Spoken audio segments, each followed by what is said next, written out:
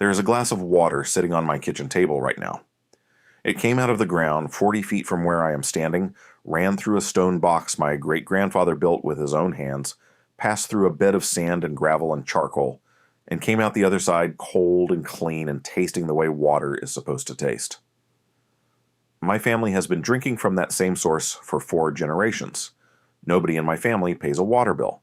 Nobody buys a filter cartridge. And nobody has gotten sick from the water. Today I am going to show you exactly how we do it, who I am, and why I know this. I farm in Lancaster County, Pennsylvania, and I want to be plain with you right from the start the way I always try to be. Not every Amish family manages their water perfectly. We are not magic people. We are practical people, and practical people make mistakes and learn from them. But the families in my community who have been doing this right, and there are many of them, have been doing it right for a very long time. Long enough that the knowledge is not theory to us. It is just Tuesday. What I am going to show you today is not folk medicine or old superstition dressed up as wisdom. It is a layered system of water protection that works from the source outward, and most of it costs almost nothing to build and nothing at all to run. There is one part I am going to be very honest with you about where the natural system has its limits, because I would rather you trust me than be impressed by me. That part comes later, and I will not skip it. Stay with me.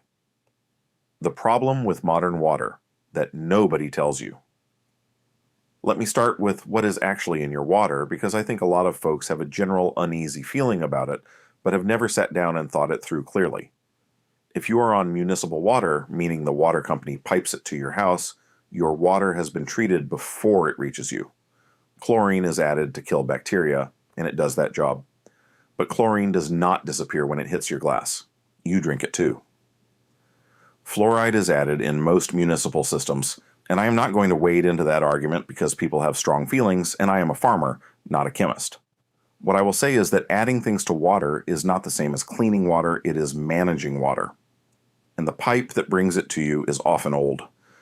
Lid pipes were standard in American cities for most of the 20th century. They have been replacing them for decades now and have not finished. What leaches out of an old lid pipe into the water traveling through it is not a comfortable thought. I am not telling you this to frighten you. I am telling you because understanding the problem is the only way to build the right solution. Now, if you are on well water, which a great many rural families are, you have a different set of concerns. The well itself may be fine. The aquifer it draws from may have been clean for 1,000 years, but what sits on top of that ground matters.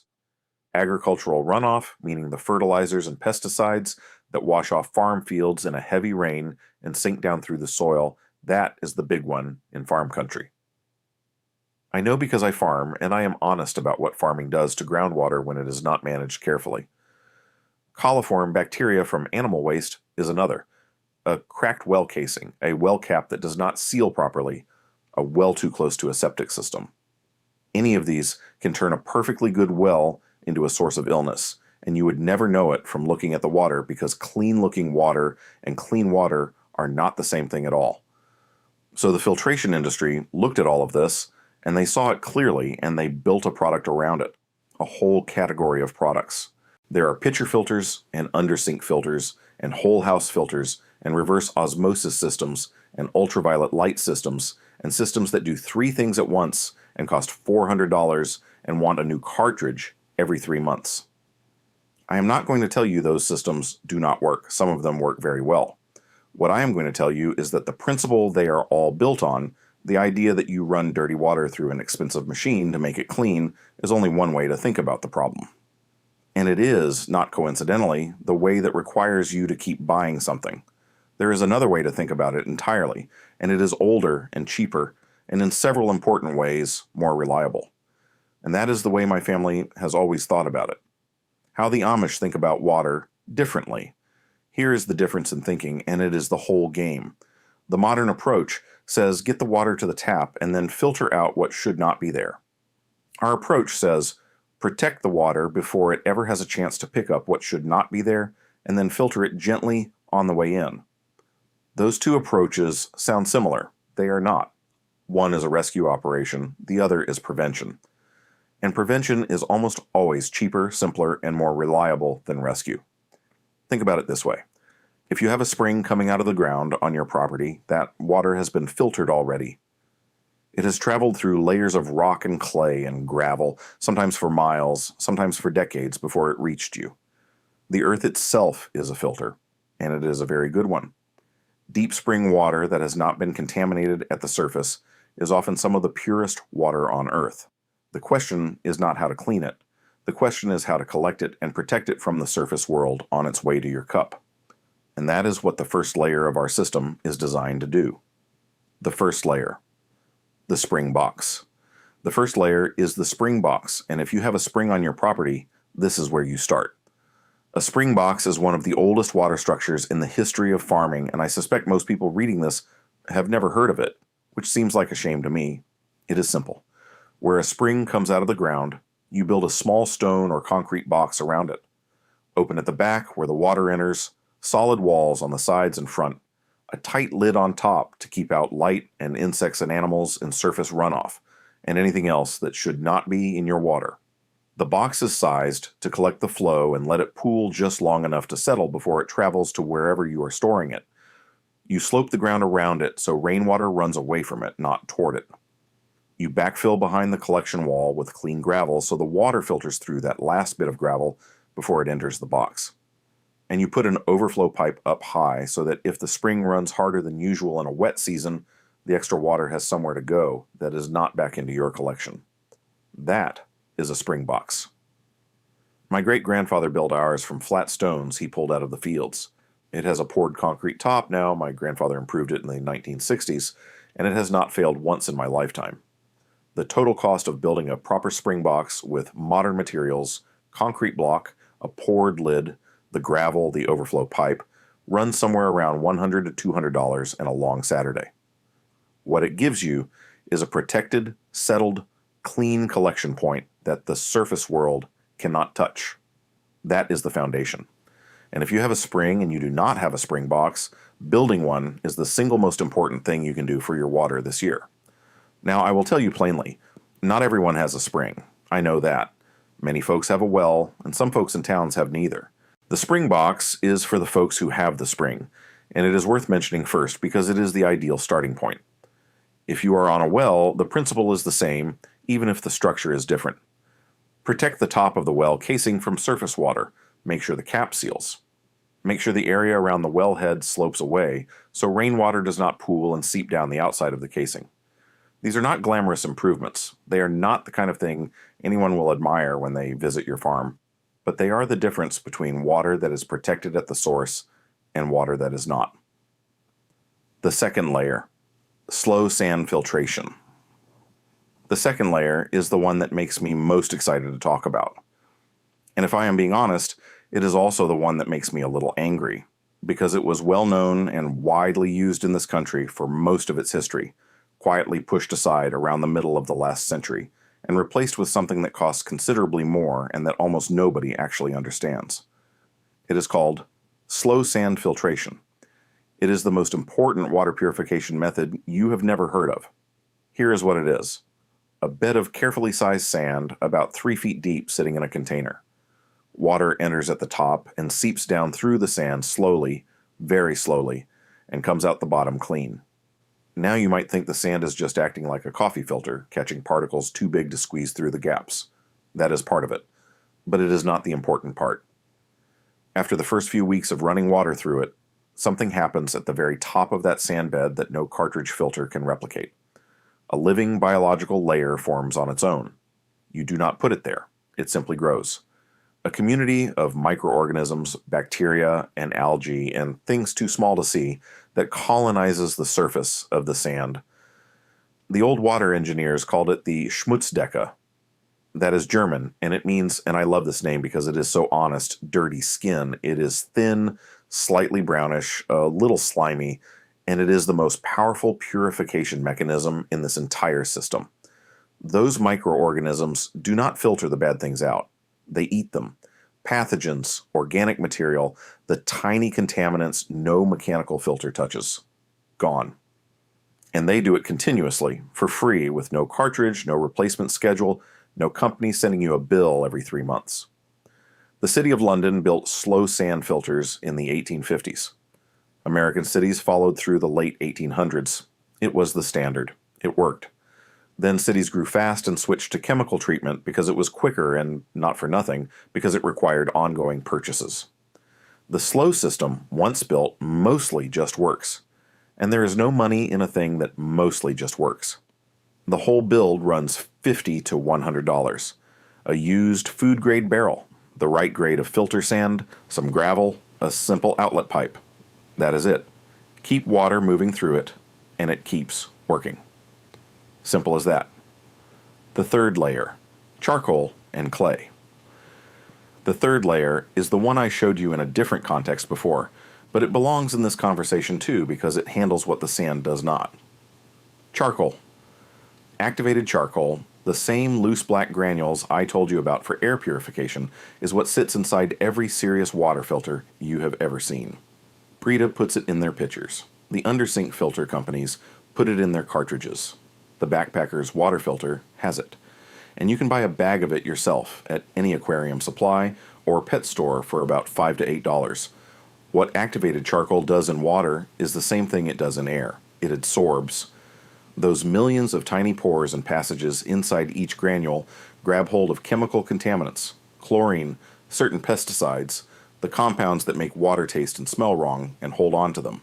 It does not catch bacteria the way the Schmutzdecke does. That is not its job.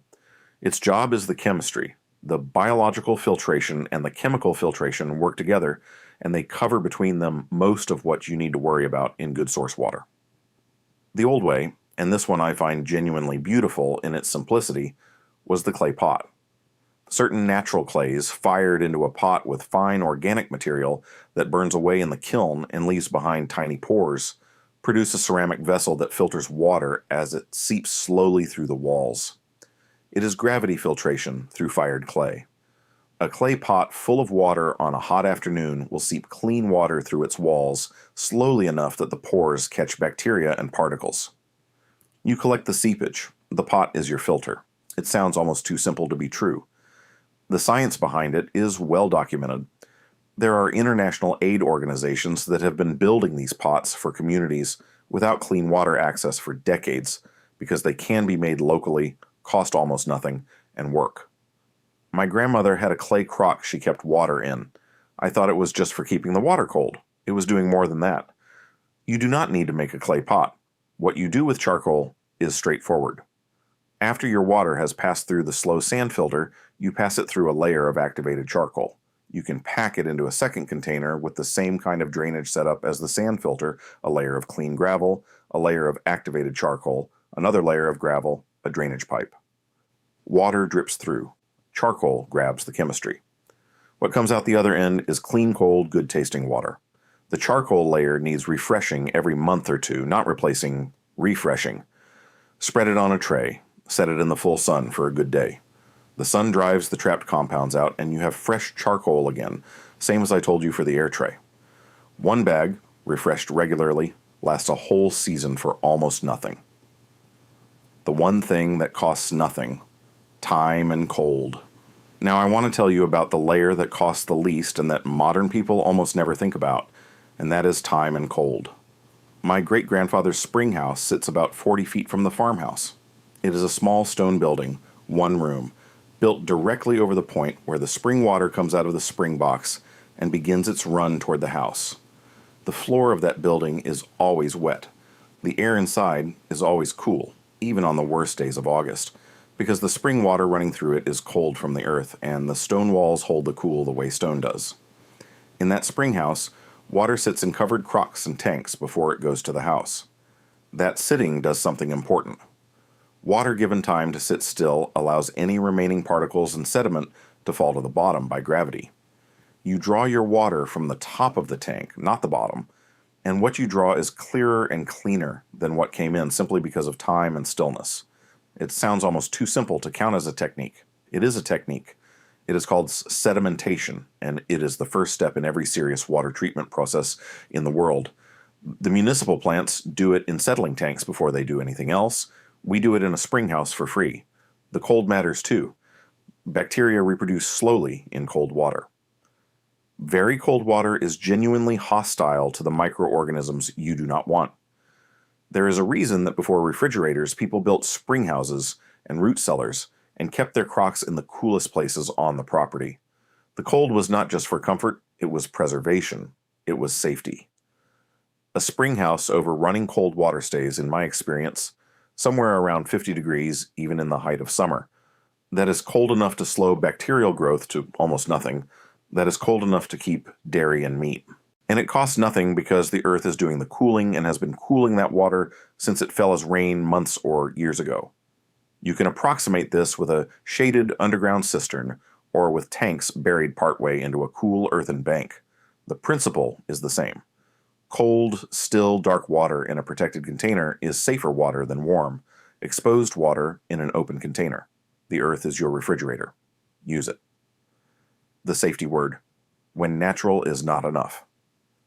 Now I have to stop and tell you the part that I will not skip because honest is better than impressive, and this section matters more than all the clever building I just described. Natural filtration systems are very good. The slow sand filter, the charcoal layer, the spring box, the cold storage, together they handle an enormous range of what makes water unsafe. Bacteria, most of them. Organic compounds, sediment, taste and smell problems. They are not nothing. They are a great deal. But there are things they do not handle well, and you need to know what those things are. Arsenic. In certain parts of this country, the bedrock contains arsenic that leaches naturally into groundwater. Lancaster County, where I farm, does not have a severe arsenic problem, but parts of New England and the Southwest and the upper Midwest do. No sand filter removes arsenic. No charcoal layer removes arsenic. If you are on well water, you need to know what is in your geology. Heavy metals, lead and manganese and other metals that leach from certain soils or from old pipes are not removed by biological or charcoal filtration at the levels a serious contamination requires. Certain agricultural chemicals at high concentrations. Nitrates from heavy fertilizer use are a particular concern in farm country and are not adequately handled by the systems I described. A basic water test costs somewhere between $25 and $150 depending on how comprehensive you make it. Your county extension office can often tell you what the common concerns are in your area and point you toward a certified lab. A comprehensive test covers bacteria, nitrates, arsenic, lead, pH, and hardness, and a handful of other things. You do it once when you first set up your system. You do it again if something changes, if there is flooding near your source, if a neighbor changes their farming practices, if the taste or smell of the water changes. It is not expensive and it is not optional. I test my water. I am telling you to test yours. No clever system is a substitute for knowing what is actually in your water. If your test comes back with arsenic or heavy metals or nitrate levels that are a problem, the natural systems I described are not your answer alone. You need a reverse osmosis system for those contaminants, or in serious cases, a different water source. I will not tell you otherwise. A man who oversells his system and his family drinks arsenic has not been honest with his family. What the filter companies don't want you to know. Now let me tell you the part that should make you a little angry, because I think you have earned it by now, and I try to tell people the things that help them see clearly. Slow sand filtration, the living biological system I just described, was the primary method of municipal water treatment in the United States and Europe from roughly the 1850s through the mid-1900s. New York City used it. London used it. Dozens of American cities built slow sand filter beds and drank clean water from them for generations. The science behind the Schmutzdecke, that living layer on top of the sand, was understood and documented. It worked. It kept working. People drank clean water and were healthy. Around the 1940s and 1950s, cities began switching to rapid sand filtration combined with chlorination. Rapid sand filtration works faster and takes up less land, which matters when a city is growing fast. It required chemicals to be added continuously. It required ongoing contracts with chemical suppliers. It required equipment and maintenance. And it produced water at higher volume faster, which growing cities genuinely needed. I am not saying the switch was purely corrupt. Cities were growing and the slow system had real constraints. What I am saying is that somewhere in that transition, A system that any family could build and maintain for almost nothing was reclassified as old-fashioned and replaced by a system that requires professional management and ongoing purchase. And the household filtration industry that grew up around the modern municipal system is built on selling you back, in an expensive cartridge, the same biological and chemical filtration that a sand bed and a handful of charcoal provide. The Brita filter in your refrigerator contains activated charcoal. The expensive undersink system contains activated charcoal and a membrane. The reverse osmosis system contains activated charcoal and a membrane and 2 other stages. The cartridge that expires every 3 months and costs $30. You know what is in it. You know now. They did not invent the material, they packaged it and put an expiration date on it. Because a bed of sand and a bag of charcoal refreshed in the sun cannot be sold to you on a subscription, and that is the only thing wrong with it as far as the filter companies are concerned. The bigger picture. I want to take a moment here because I think there is something bigger going on, and it is worth saying plainly. Water is the most fundamental thing. You can live weeks without food.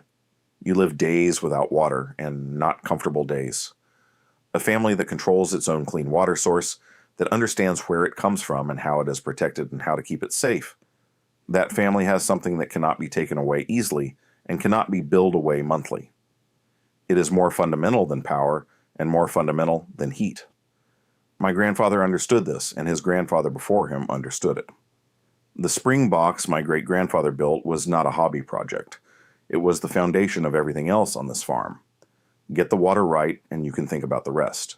Get the water wrong, and nothing else matters much.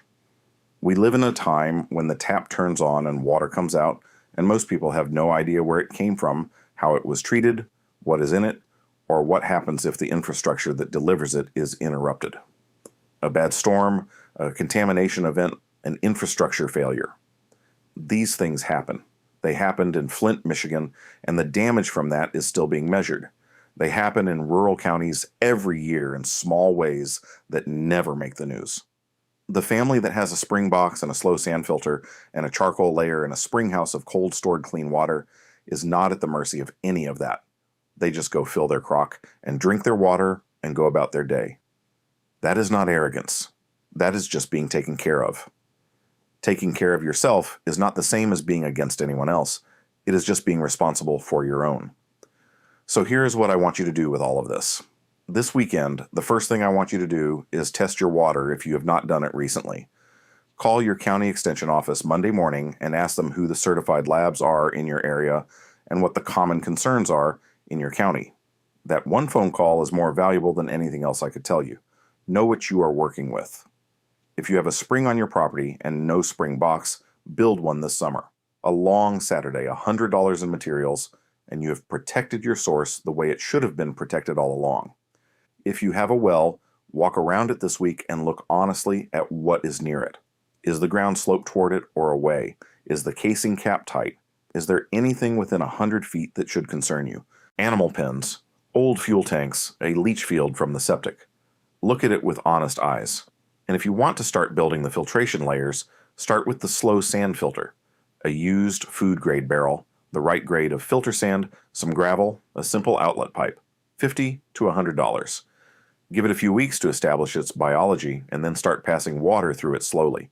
Let the living layer grow. It will without any help from you because that is what it does. Then add the charcoal layer. A second container, a bag of activated charcoal from the pet store, the same simple setup. Pass the water through the sand first, then through the charcoal. What comes out the other end is clean and cold and tastes right and belongs to nobody but you. Tell me in the comments where your water comes from. Well, spring, municipal, combination. And tell me if you have ever tested it, because I think the number of people who have never tested their well water will surprise us both. I read every single comment, and what you all share from your own places shapes every video I make. Until then, find your source, protect it close, filter it slow, keep it cold, and remember that the people who built this country with their hands knew things we are only just starting to remember.